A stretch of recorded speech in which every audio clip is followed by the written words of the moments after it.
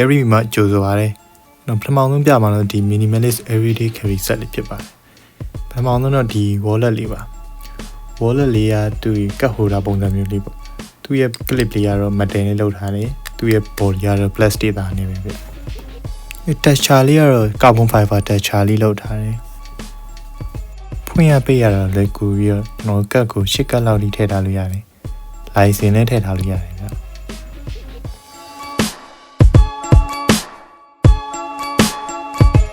သူ့ရဲ့အထူကတော့ကျွန်တော်ထည့်ထားတဲ့ကတ်အရေးအတွက်တိုင်းပဲဖြစ်နေမှာပါ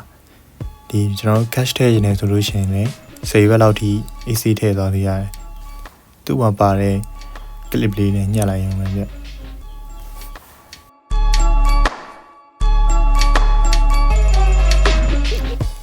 လက်ထဲမှာကန်ရတာကျွန်တော်တေးသေးချစ်ချစ်နဲ့လေးလေးပပင်ဆိုခံစားချက်ကိုရတယ်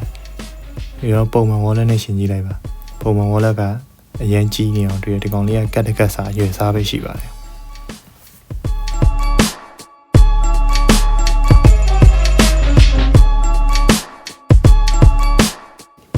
ဘောင်းမြေကတ်ထဲထည့်ထားမယ်ဆိုရင်သူ့ရွယ်စားလေးကသေးလုံးလို့ပျောက်သွားတယ်လို့ခံစားရတယ်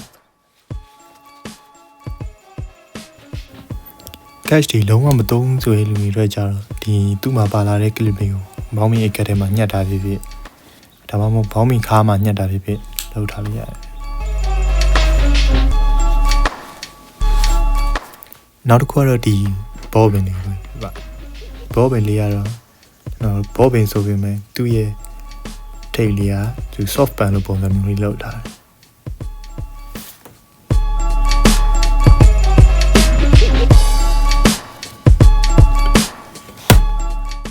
စာရွက်ပေါ်မှာရေးဒီကျွန်တော် plastic အသားတွေပေါ်မှာရေးသူကထဲနေကျွန်တော်ကြိုက်ဆုံး feature တော့သူကျွန်တော်လက်ပေါ်မှာရေးလို့ရေးတရားစာရွက်မရှိရင်ချိန်တိုင်းတော့သုံးဝင်ပါတယ်နောက်တစ်ခုကတော့ရေမွေး plain တည်တည်ပဲဖြစ်ပါဒီရေမွေး plain လေးကတော့ Julia Hasselgan ဆိုတဲ့ brand နေထုတ်ထားတဲ့ not a perfume ဆိုတဲ့ရေမွေးလေးဖြစ်ပါတယ်ရေမွေးချောင်းတိတ်မသိတော့ကျွန်တော်သူများဝယ်ပေးတာပဲသုံးပါတယ်ဒီရေမွေးလေးကတော့